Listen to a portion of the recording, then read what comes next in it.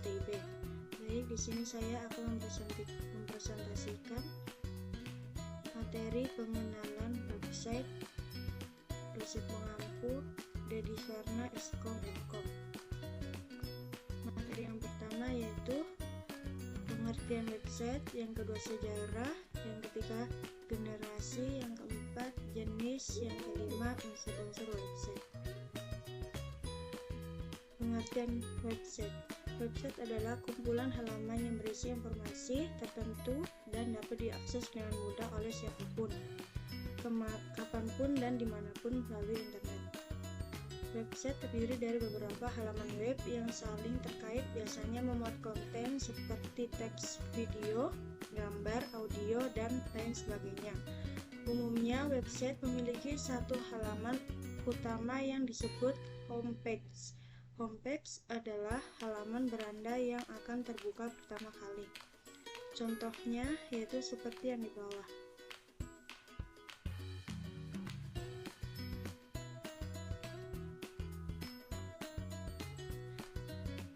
Lanjut, setiap website dibuat untuk bertujuan tertentu, misalnya pengenalan sebuah brand bisnis, media berita, hiburan, toko online, sarana pendidikan, hingga media sosial.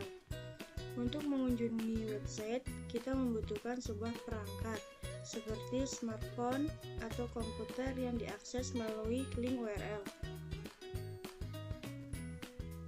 Sejarah website. Sejarah website dimulai oleh tim Berners-Lee yang mengembangkan WWW atau World Wide Web pada tahun 1989.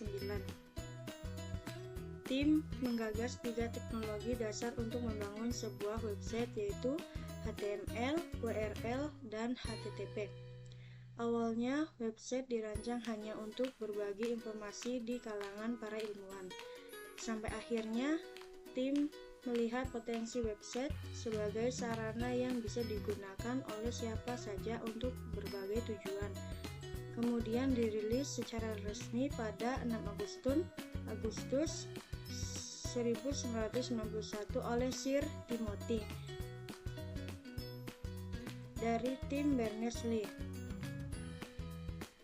Akhirnya pada tanggal 30 April 1993, CERN mengumumkan bahwa WWW dapat digunakan secara gratis oleh publik. Website yang pertama dirilis saat itu pada sebatas menampilkan teks sederhana tanpa variasi font, video, maupun gambar.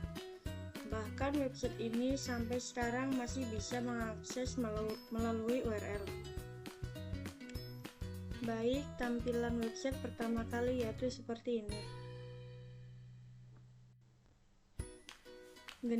Generasi web ada 4, yaitu web 1.0, web 2.0, web 3.0, web 4.0. Web 1.0 merupakan generasi pertama dari layanan internet berbagai atau berbasis web. Pengguna hanya bisa membaca dan mencari serta melihat informasi yang ada dalam sebuah web tanpa bisa melakukan interaksi lainnya. Bisa dikatakan pada saat itu, tipe web 1.0 hanya menggunakan komunikasi satu arah, sehingga pada saat itu web tipe ini seolah-olah berperan sebagai papan pengumuman yang dihadirkan secara digital. Web 2.0 merupakan generasi lanjutan dari web 1.0 yang dikenal dengan istilah web sosial. Web 2.0 mengacu pada situs web yang menekankan konten yang dibuat untuk kemudahan penggunaan. Pertama kali diciptakan oleh Darcy DiNucci pada tahun 1999. Web 2.0 memungkinkan pengguna untuk berinteraksi dan berkolaborasi satu sama lain melalui dialog media sosial dalam komunitas virtual. Web 3.0 pertama kali diperkenalkan pada tahun 2001 ketika tim menulis sebuah artikel ilmiah yang menggambarkan Web 3.0 sebagai sebuah sarana bagi mesin untuk membaca banyak data di halaman web. Web 3.0 menawarkan metode yang efisien dalam membantu komputer mengorganisasi dan menarik kesimpulan dari data online. Web 3.0 juga memungkinkan fitur web menjadi sebuah sarana penyimpanan data dengan kapasitas yang besar. Web 4.0 sebuah teknologi di mana aplikasi dapat merekam rutinitas yang kita lakukan secara online. Dapat dipahami sebagai perkembangan teknologi website yang mengarah pada otomasi dan pertukaran data yang cepat, melakukan komputasi kognitif, upaya untuk membuat komputer meniru cara kerja otak manusia seperti AI. Jenis website, situs web biasanya ditempatkan pada sebuah server yang dapat diakses melalui internet. Pada umumnya dapat diakses oleh semua orang yang terhubung pada jaringan internet. Secara garis besar, website dikelompokkan menjadi dua jenis, yaitu website dinamis dan website statis. Website statis adalah halaman yang berisi serangkaian file HTML. Kode HTML itulah yang membangun halaman web statis. Setiap halaman juga memiliki file HTML yang terpisah. Website tersebut dikatakan statis karena kurang fleksibel untuk dilakukan perubahan, karena jika ingin diubah harus merubahnya secara script halaman HTML. Keunggulan website statis yaitu ada 5. Yang pertama, tidak harus memiliki keahlian pemrograman dalam membangun web statis. Yang kedua, proses pembuatan yang relatif cepat. Yang ketiga, proses indeks cepat karena hanya terdiri dari file HTML dan CSS saja. Yang keempat, maintenance mudah. Yang kelima, lebih hemat biaya dari biaya produksi hingga operasional. Adapun kelemahannya yaitu yang pertama, fungsionalitas terbatas. Yang kedua, tidak menggunakan database dan pemrograman PHP di server. Contoh website statis yaitu yang seperti di bawah. Sedangkan website dinamis merupakan website yang kontennya biasanya bersifat dinamis atau bisa berubah-ubah setiap harinya. Pada website ini biasanya sudah ditanamkan program dengan menggunakan bahasa pemrograman tertentu agar website bisa berinteraksi dengan pengunjung, seperti adanya kolom tanya jawab pada website. Yang kedua, adanya form untuk registrasi. Yang ketiga, adanya fitur untuk chat langsung atau live chat. Yang keempat, dan fitur-fitur lainnya. Adapun keunggulan website dinamis yaitu memungkinkan pengguna untuk selalu memperbarui baik itu konten ataupun informasi lain. Yang kedua, dapat menggunakan CMS, Content Management System, sehingga akan lebih mudah karena dibantu tools dari CMS untuk membuat sebuah website.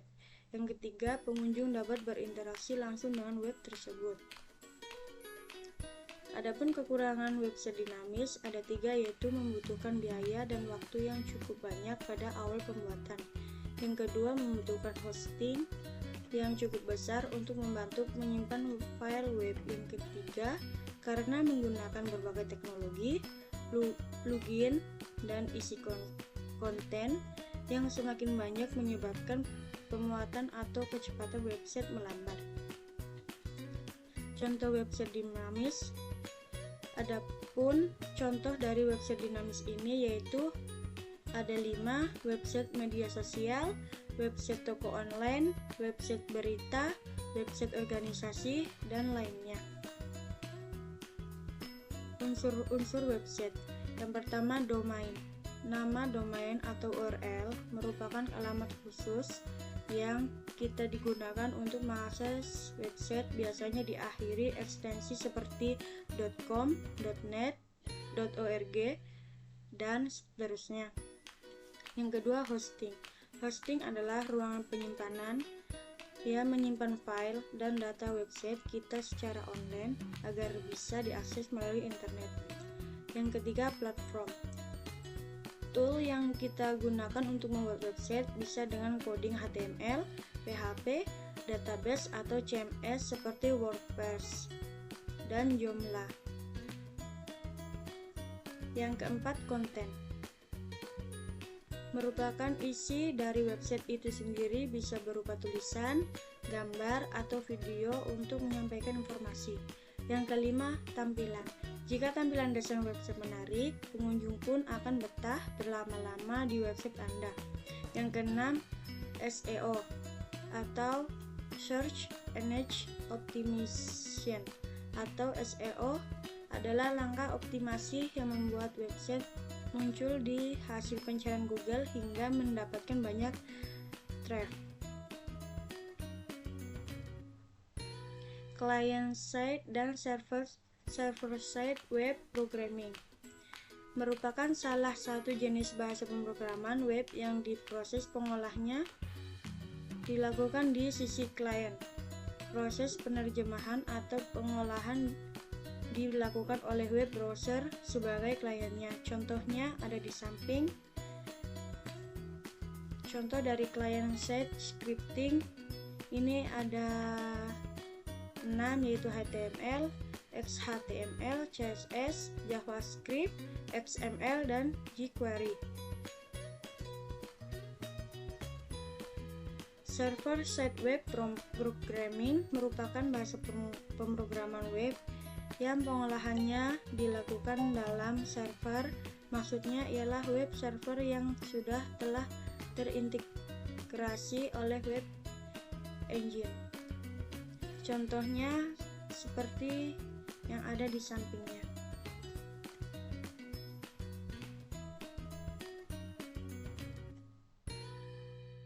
Web bisa dibagi menjadi dua, yaitu yang pertama browser scripting, yang kedua server scripting. Adapun browser scripting ada 3, yaitu HTML, CSS, dan JavaScript. Sedangkan server scripting ada 2, PHP dan SQL. Itu tadi presentasi dari saya. Kurang lebihnya mohon dimaafkan. Sekian dari saya. Wassalamualaikum warahmatullahi wabarakatuh.